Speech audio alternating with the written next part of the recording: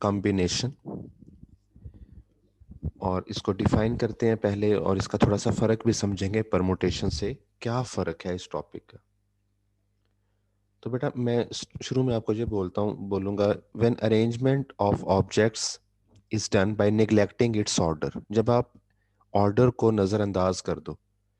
देखिए जो हमारा पिछला टॉपिक है ना, उसमें ऑर्डर की अहमियत थी, यही इस वक्त आपके पास स्क्रीन पे लिखा हुआ है। While counting the number of possible permutation of a set of objects, the order is important, but there are situations when order is immaterial. For example, आप देखिए एक ट्राइंगल के को बताया जा रहा है कितने मुख्तलिफ तरीकों से उसको नेम दिया जा सकता है, ABC, ACB, BCA, CAB, CAB, CBA। ये 6 नेम्स हैं एक ही ट्राइंगल के। इसके बारे में हमसे पिछले टॉपिक में पूछा जा सकता था कि 3 वर्टिसेस वाली फिगर जो होती है उसके कितने मुख्तलिफ नेम रखे जा सकते हैं, तो हम जवाब निकालते 3P3 से, और वो 6 आता, और वो 6 यही वाले थे। लेकिन अब ये बताइए कि वो 6 की 6 ट्राइंगल्स जो हैं, वो सॉरी, वो 6 के 6 नेम्स जो हैं, वो रिप्रेजेंट किसे कर रहे हैं? इसी एक सिंगल ट्राइंगल को। ट्राइंगल वही है, नेम्स 6 डिफरेंट थे। तो अब अगर आपको कहा जाए कि 3 वर्टिसेस वाली, अगर आपके पास 3 वर्टिसेस हों तो उससे कितनी फिगर्स पॉसिबल है बनाना, तो वो एक ही फिगर पॉसिबल है जो कि वो ट्राइंगल है, उसे किसी एक नेम से पुकारा जा सकता है इन 6 में से। तो ये फर्क है टॉपिक का पिछले टॉपिक से। लिखने में किस बात का फर्क है? जहां सी लिखते थे वहां, सॉरी, जहां पी लिखते थे वहां अब सी लिखेंगे। COF NR लिख लें, NCR लिख लें, ये तो हमारे दो पहले वाले स्टाइल्स थे। ये तरीका नया है, परमुटेशन में हम ऐसे नहीं लिखते थे। तो ऊपर N और नीचे R और इस ब्रैकेट में लिखा जाए। खोलने का तरीका क्या है? ऊपर वाले नंबर का फैक्टोरियल ऊपर, और नीचे नीचे फैक्टोरियल। नीचे वाले का भी फैक्टोरियल लिखना है, और इन दोनों के डिफरेंस का भी फैक्टोरियल लिखना है। यानी कि अगर हम यहाँ पे देखें, तवज्जो करें बात पे, तो नई चीज कौन सी है? ये हिस्सा नया है, ये इजाफी है। 1/R फैक्टोरियल एक्स्ट्रा है कॉम्बिनेशन वाले फार्मूला में। ठीक है, इतनी बात समझ आ गई। अब यहां से आप लोग ये याद रखिएगा एक रिजल्ट, कि बच्चों NCR इक्वल होता है NC N-R के। इसको छोटी सी किसी प्रैक्टिस से आपको समझाया जा सकता है कि अगर हमने 5 में से 3 चीजें सिलेक्ट करनी है, जैसे आप एक बैग ऑफ चॉकलेट्स कंसीडर कर सकते हैं, आपको कहा जाए कि उस बैग में 5 चॉकलेट्स हैं, आप उसमें से 3 उठाइए, 3 पकड़िए। सेम प्रैक्टिस एक और तरीके से भी हो सकती है कि अगर मैं कहूं कि उस बैग में जो 5 हैं उसमें से 2 मत उठाइए, 2 को रिजेक्ट कर दीजिए, 2 को सिलेक्ट ना कीजिए, तो फिर भी आपके हाथ में वही 3 ही होंगी, या कोई 3 होंगी। तो बात कहने का मतलब ये है कि N में से R चीजों को सिलेक्ट करना बराबर जवाब देता है अगर आप N में से N-R चीजों को रिजेक्ट कर देते हो। तो इसके एग्जाम्पल समझ आ गई? कोई भी 5C2 का जवाब वही होगा जो 5C3 का होगा। कोई बात पूछना चाह रहे हैं तो पूछ लें। ठीक है, आगे बढ़ो इसमें। यस। अच्छा बच्चों, एक बात इसमें और मैं आपको बताता हूं कि अगर इस, देखिए आपको पता है कि R N से छोटा या इसके बराबर हो सकता है। R और N का रिलेशन वही है जो आपके पिछले रिजल्ट में था। अब जहां मैं थोड़ा सा इसको रेज कर लूं पहले, इसके साथ अब मैं आपको ये बताता हूं कि अगर इस फॉर्मेट में R की वैल्यू 0 हो जाए, if R is equal to 0, mean आपको हल करना है फिर NC0 को, तो बेटे जवाब 1 आएगा। MCQs में आसानी के लिए याद रखिए, किसी भी नंबर का अगर 0 के साथ कॉम्बिनेशन लेंगे तो जवाब हमेशा 1 आएगा।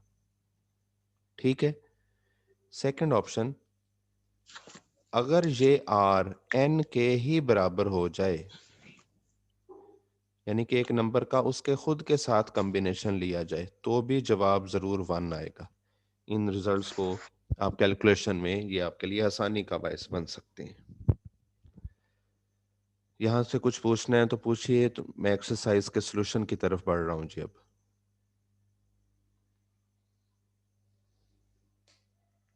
ओके हो गया ये जी? Yes sir. ठीक है, आगे बढ़ते हैं जी। फिर इसमें एक्सरसाइज को सॉल्व करना है, तो मैं इसके सॉल्यूशन को शेयर करता हूं अब आपके सामने।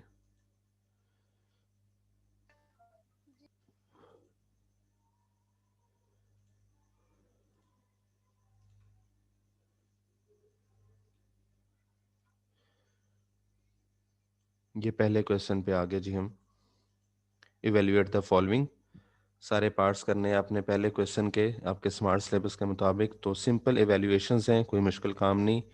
जैसे पहले क्वेश्चन में आप देख लीजिए, 12C3 को हल करना है, तो आपको फार्मूला पता है, ये आपके सामने फार्मूला लिखा हुआ है। 12 का फैक्टोरियल ऊपर, नीचे 3 का फैक्टोरियल, और ये नीचे ही 12 माइनस 3 का फैक्टोरियल।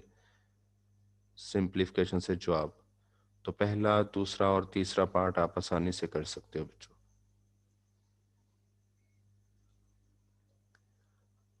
अब मैं चलूंगा इसके क्वेश्चन नंबर 2 की तरफ। क्वेश्चन नंबर 2 के भी तीनों पार्ट्स करने हैं, अहम हैं, तवज्जो रखिएगा। पहले पार्ट में कहा जा रहा है कि आप n के लिए इसे सॉल्व करें, और NC5 is equal to NC4 दिया गया।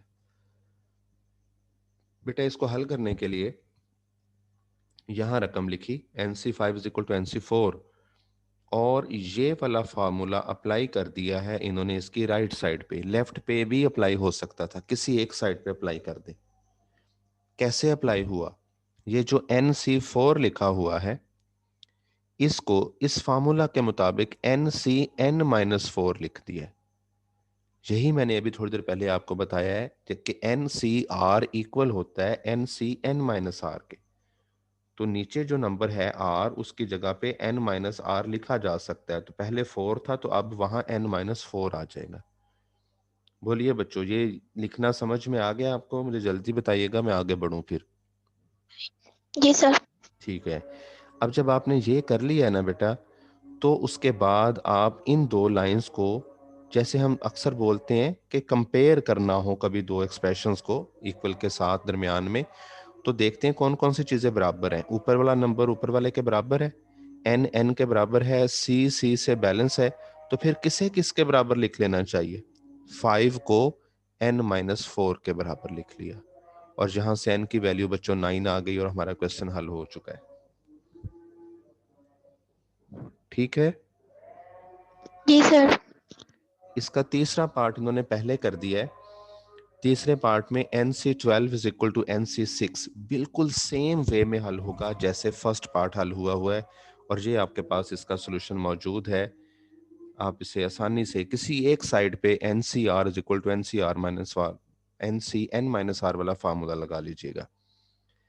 अब मैं आपको इसका सेकंड पार्ट समझाता हूं, जिसमें रकम है NC12, NC10 is equal to 12 into 11 over 2 factorial. ये इस पेज पे इसका सॉल्यूशन हमारे सामने है जी। ये वाले हिस्से की बात हो रही है। यहाँ इन्होंने क्या किया, हम राइट हैंड साइड को कॉम्बिनेशन तक लाना चाहते हैं, तो हमें इस नंबर से एक छोटा नंबर लेके 10 के फैक्टोरियल से इसे मल्टीप्लाई और डिवाइड करना होगा। ये स्टेप यहाँ पे भी मौजूद है, मैं वैसे वहां पे कर रहा था जी। मल्टीप्लाई किया राइट हैंड साइड को 10 के फैक्टोरियल से, और उसी से ही डिवाइड भी किया। अब ये जो ऊपर वाला सारा हिस्सा है, 12, 11, 10 का फैक्टोरियल, ये सब मिलके किसका फैक्टोरियल बनाएंगे? 12 का फैक्टोरियल। नीचे 2 का फैक्टोरियल भी है और 10 का फैक्टोरियल भी है। तो ये सर उसी 10 से मल्टीप्लाई और डिवाइड क्यों किया? इस साइड को हमने लेके आना है। 12 का। हाँ, इस साइड को हमने लेके आना है कॉम्बिनेशन की शक्ल में। तो ऊपर फैक्टोरियल मुकम्मल करना चाह रहे थे हम, ऊपर फैक्टोरियल का साइन नहीं था, यस। तो 10 के फैक्टोरियल से मल्टीप्लाई डिवाइड किया, अब वो मिलके ऊपर 12 का फैक्टोरियल बन गया और नीचे जी। तो ये बेटा जी ये सारा हिस्सा, एक मिनट रुकिएगा जरा, ये सारा हिस्सा, ये इतना सारा, ये 12C10 है, बल्कि बहुत ज्यादा डायरेक्ट कर दिया इन्होंने। यस ये रुकिए मैं आपको बताता हूँ कि ये कैसे हुआ। देखिए 12C10 को खोलें तो क्या मिलता है, इसमें फर्क आएगा। इससे पहले लिखिए 12C2 है जी, 12C2। 12C2 से आपको समझ आ रही है इसे कैसे बनेगा? ये खोल के देखो 12C2 को, ऊपर 12 का फैक्टोरियल लिखोगे, नीचे 2 का फैक्टोरियल लिखोगे और साथ 12 माइनस 2 यानी कि 10 का फैक्टोरियल लिखोगे। इसकी समझ आ गई आपको? यस अब इन्होंने 10 क्यों कर दिया वो मैं आपको समझाता हूं। इन्होंने 12C2 पे वही ट्रिक फिर से इस्तेमाल कर दिया, वो जो 12C12 माइनस 2 वाला, यानी कि NCN माइनस R वाला रिजल्ट। NCR इक्वल होता है NCN माइनस R। ये समझ आ रही है आपको बात? इसलिए इन्होंने ये स्टेप डायरेक्ट कर दिया, आप उसको एक्सप्लेन कर लीजिएगा जैसे मैंने इस वक्त किया है कि पहले इस साइड को 12C2 लिखें, फिर 12C2 को 12C10 लिख दें। बोलिए बच्चों, यहां से समझ नहीं आई? दोबारा से बोल रहा हूं बेटा, 12C2 को खोल के देखिए, 12C2 को खोलें, क्या बनेगा? 12 का फैक्टोरियल, शाबाश, ओवर 2 का फैक्टोरियल और इनटू 10 का वेरी गुड। वो 10 कहां से आया है? 12 12 माइनस माइनस 2 12 12 माइनस। minus 2 तो मैं यही तो कह रहा हूं बच्चों कि ये जो हिस्सा मैंने हाईलाइट किया हुआ है, ये अब मैं उसे ब्लू कलर से हाईलाइट करता हूं, ये वाला। ये किसका ये वापस किसकी कॉम्बिनेशन की शक्ल है? 12C2 है। 12 और जो पिछले पार्ट पे हमने प्रैक्टिस की है 12C2 को हम लिख सकते हैं 12C12 minus 2। Yes 12 minus 2 mean 10। तो हम यहां से कैसे 12C10 तक आए, ये हिस्सा मैंने आपको दिखा दिया है। अब काम कंट्रोल में है, आप इसको देखें, NC10 लेफ्ट पे आ रहा था, राइट पे आया हमारे पास 12C10। कंपैरिजन कीजिए, 10 10 से इक्वेट हो गया, C से बैलेंस हो गया, तो किसको क्या कहना चाहिए? N को 12 कहना चाहिए। एंड ये क्वेश्चन हमारा जो मुकम्मल हो गया जी। ये किसी बच्चे को समझ नहीं आई हो तो बता दें फिर से।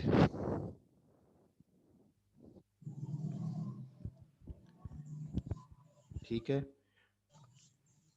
अब बच्चों, yes sir अब मैं यस अब मैं आपको क्वेश्चन नंबर 3 का पहला पार्ट, हमारे स्मार्ट सिलेबस का हिस्सा है, सिर्फ पहला पार्ट ये समझाता हूँ। लेकिन यहाँ पे इस वक्त जो इसका सलूशन है ना, वो थोड़ा सा मुश्किल है, आपको समझने में प्रॉब्लम आएगी। मैं इस स्क्रीन को यहाँ पे रोक रहा हूँ, शेयरिंग स्टॉप कर रहा हूँ, और मैं आपको अलहदा से वाइट बोर्ड पे ये सवाल समझाता हूँ।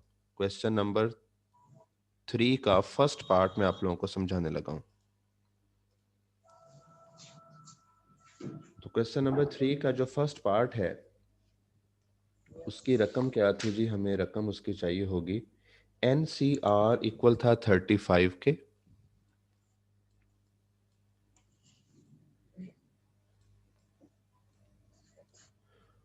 और साथ में दूसरी इंफॉर्मेशन हमें दी गई थी कि NPR इज इक्वल टू 210। इस सवाल को हमें N और R की वैल्यूज के लिए सॉल्व करना है।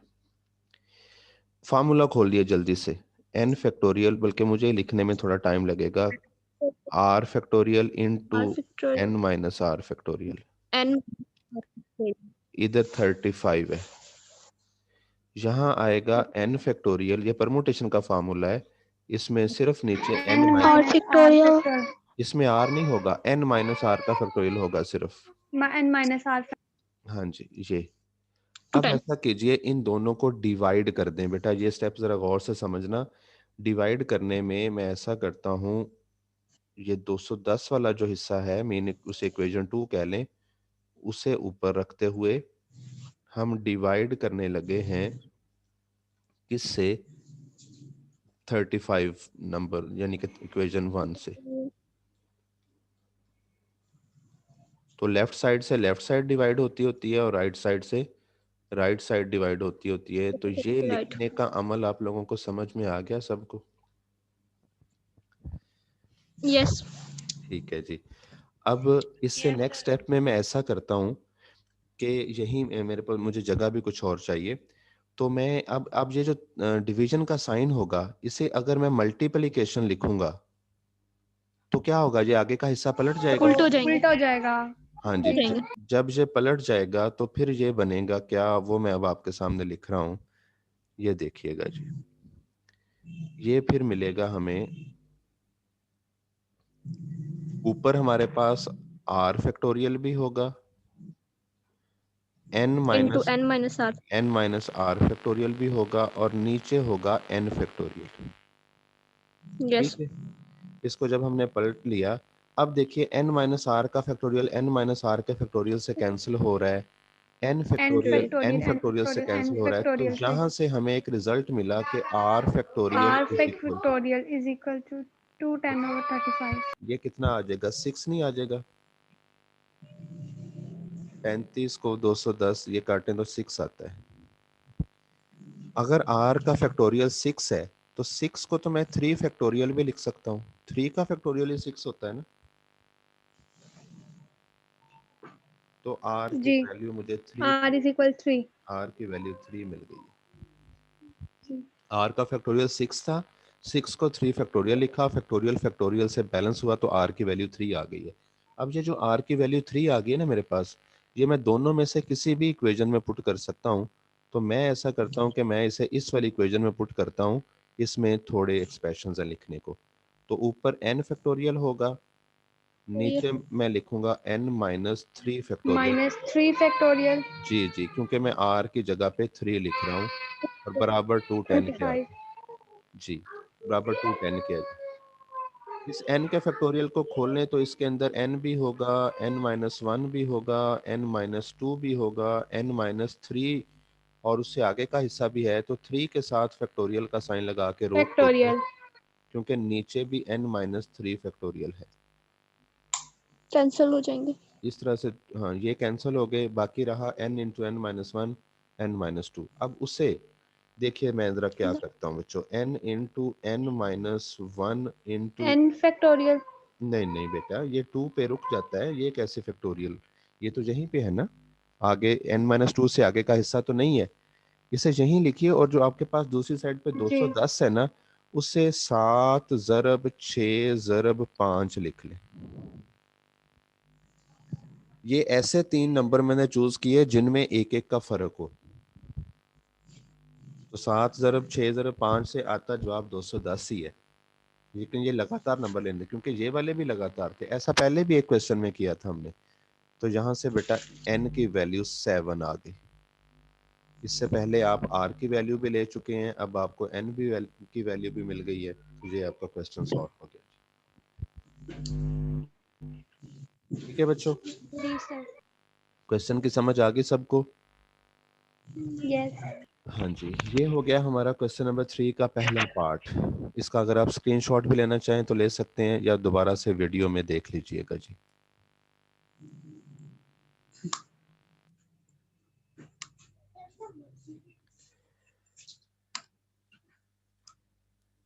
चलिए जी, अब हम पढ़ते हैं आगे। लाइट की वजह से फिर कुछ बच्चे ड्रॉप हो गए ना। चलिए जी, कंटिन्यू करते हैं बेटा सिलसिला। अब मैं आपको इसके बाकी क्वेश्चंस की तरफ लेकर चलता हूँ। क्वेश्चन नंबर 4 करवाता हूँ।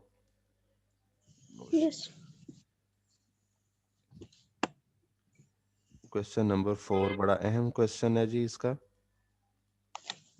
क्वेश्चन नंबर 4 की रकम क्या कहती है? How many diagonals and triangles can be formed by joining the vertices of a polygon. Polygon कहते हैं a figure formed by joining five three or more than three sides। पोली का मतलब मैनी होता है। तो जो क्लोज्ड फिगर है ना बेटा, उसके लिए कम से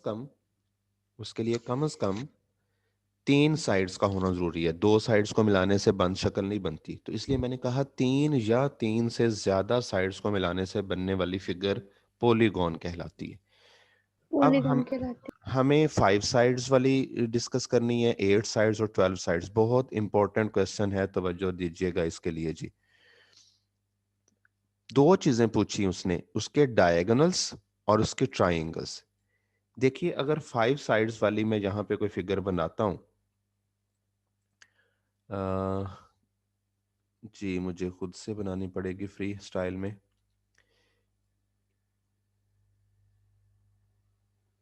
ये 5 साइड्स वाली एक मैंने पॉलीगॉन बनाई है आपके सामने, ठीक है।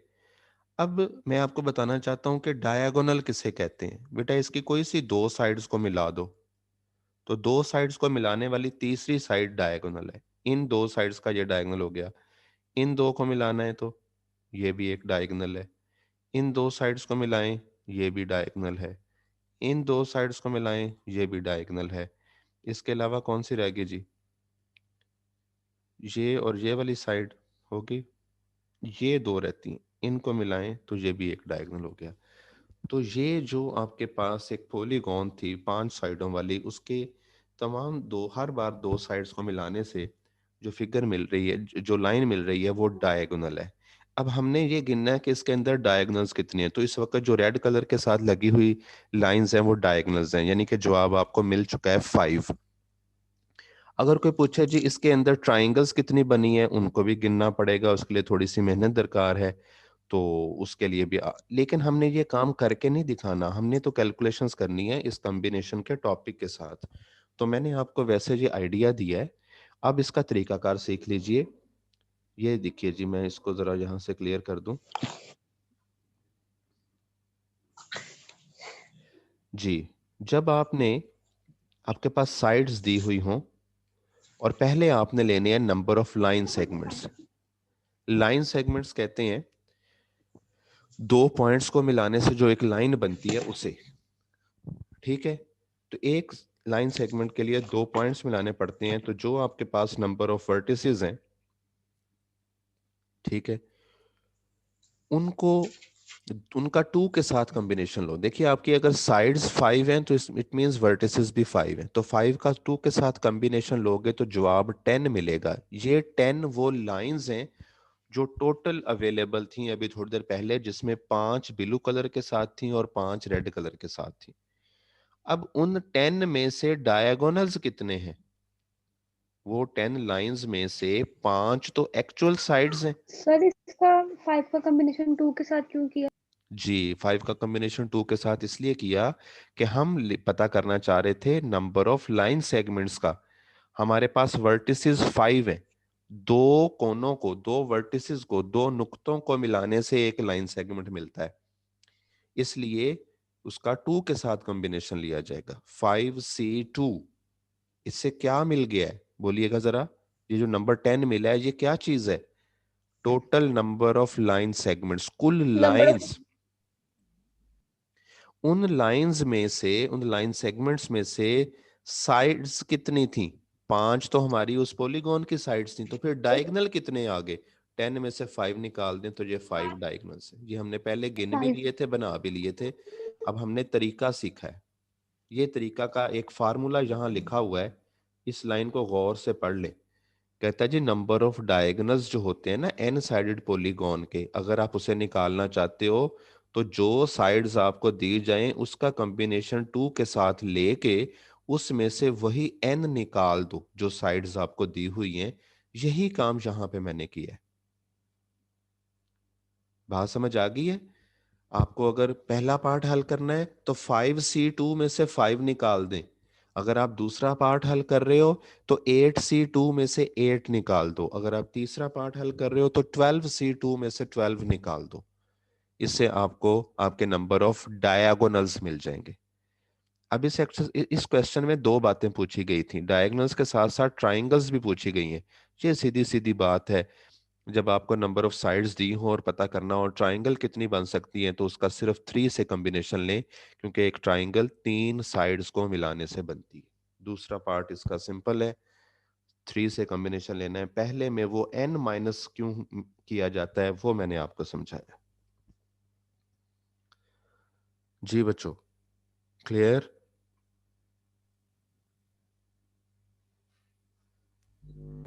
Yes sir.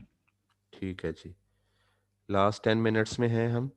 क्वेश्चन नंबर 4 भी हो गया है। अब इसके बाद इसका मेरा ख्याल है आखिरी 2 सवाल हैं आपके स्मार्ट सिलेबस के मुताबिक। क्वेश्चन नंबर 9 का पहला पार्ट है, लेकिन उसको मैं आपको सारे को समझा देता हूँ।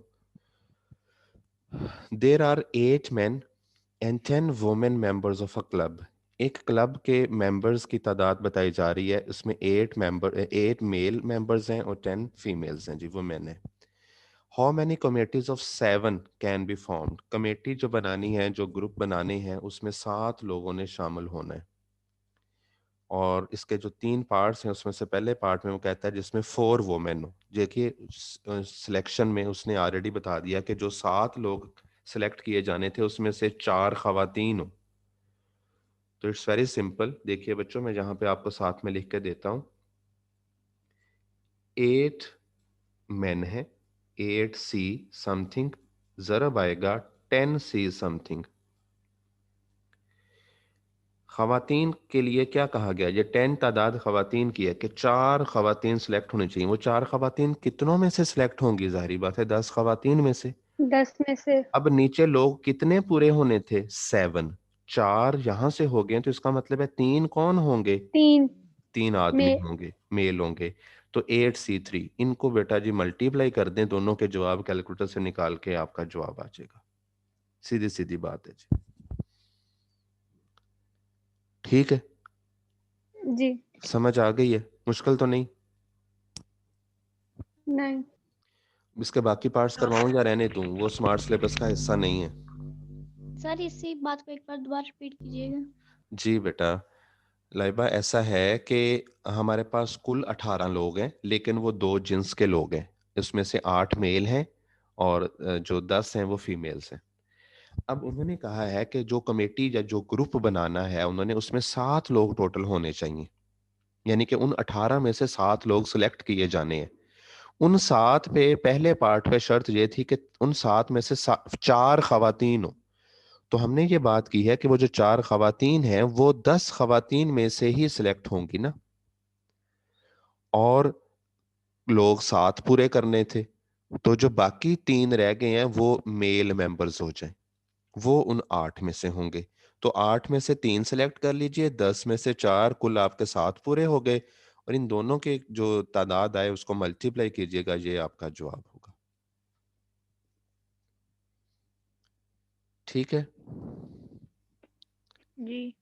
हाँ जी, पहला पार्ट है आपके सिलेबस के साथ, तो मैं सिर्फ उसे ही बता के आगे बढ़ना चाह रहा हूँ, क्योंकि मेरे पास लास्ट 6 मिनट्स बचे हैं इस क्लास में। तो मैं चाहता हूँ कि जो 10वां आपके सिलेबस का हिस्सा है वो भी मैं करवा दूँ, अभी से मुकम्मल हो जाए ये काम। तो इसका पहला पार्ट ही करना था जी। ये क्वेश्चन नंबर 10 आ गया जी, अहम सवाल है। लेकिन इसकी प्रैक्टिस आपको पिछले एक्सरसाइज से भी है और अब भी आपको आसान लगेगा। ये एक रिजल्ट प्रूफ करना है। NCR प्लस NCR-1 को इसके इक्वल करके देना है। तो इसकी लेफ्ट हैंड साइड पे हम वर्क शुरू करते हैं। शुरू में हमें क्या करना पड़ेगा, जहां जहां फार्मूला खुलता है उसे खोल दें। थोड़ा सा तेज बोलना चाह रहा हूँ, जरा साथ रहिएगा। NCR को लिखिए n factorial over r factorial into n minus are factorial, plus NCR-1 है, ऊपर वाले का फैक्टोरियल ऊपर, नीचे वाले का नीचे, और नीचे इन दोनों के डिफरेंस का फैक्टोरियल। थोड़ा सा सेट कीजिए इसको।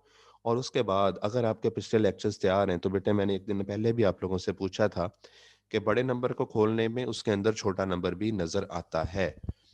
तो ये जो r का फैक्टोरियल लिखा हुआ है, अगर मैं इसे अगले स्टेप में r लिख के साथ r R माइनस इंटू 1 का फैक्टोरियल लिख लूं तो -1। कोई मसला तो नहीं होगा? नहीं। वो इसलिए बेटे कि इस हिस्से में r-1 नजर आ रहा है, तो हमें कॉमन लेने में आसानी हो जाएगी।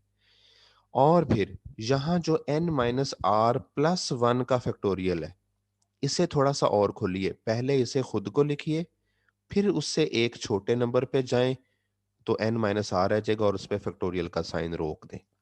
ये 2 स्टेप ध्यान से देख लीजिएगा। अब आप इसमें देखिएगा कि क्या कुछ कॉमन है। ऊपर से n का फैक्टोरियल कॉमन है, नीचे से r माइनस वन का R फैक्टोरियल minus कॉमन 1 है, n माइनस r का फैक्टोरियल कॉमन है। ये सारा कुछ कॉमन लेके common. बाकी जो बचा अंदर वो आपके सामने है जी।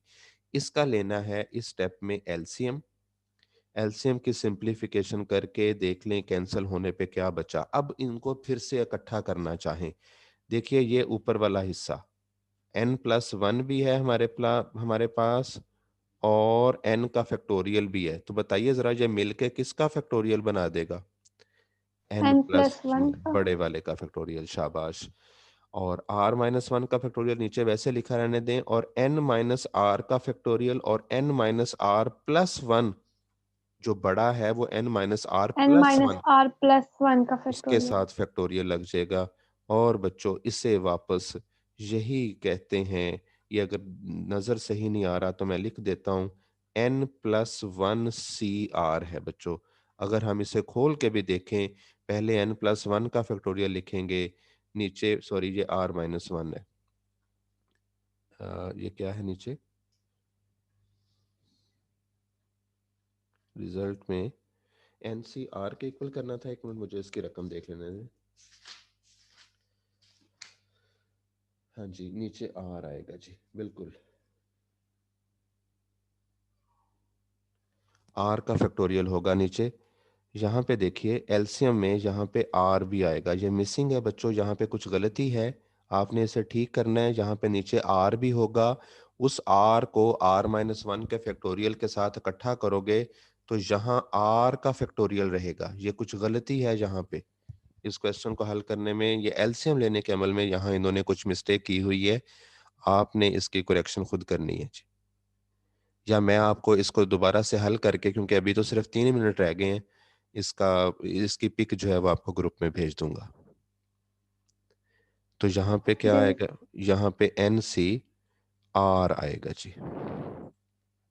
यही हमारा रिजल्ट था जो हमने प्रूव करना था। ठीक है, इसकी प्रैक्टिस कीजिएगा लिख के, बल्कि अगर कोई बच्चा मुझे लिख के साफ सुथरा हल करके ग्रुप में शेयर करे तो फिर मैं उसे रिप्लाई कर दूंगा कि वो करेक्शन दुरुस्त हो गई है या नहीं, तो वो बाकी बच्चे उसे फॉलो कर लेंगे। ठीक है, समझ आ गई सारी बातों की? Yes sir. कुछ प्रॉब्लम है तो बताइए अब। सर क्वेश्चन नंबर 3 का पहला पार्ट। हाँ जी, उसे दोबारा बताएं। जी। ये वही है जो मैंने हल किया था अभी। जी शायद वो नेट बिजली चली गई थी, नेट बंद हो गया था। अच्छा बेटे, फिर इसका हल ये होगा, अब क्योंकि मैंने उसे अलहदा पेज पे हल किया है, आपको अभी मैं ना जी भेज रहा हूँ वीडियो इसकी ना,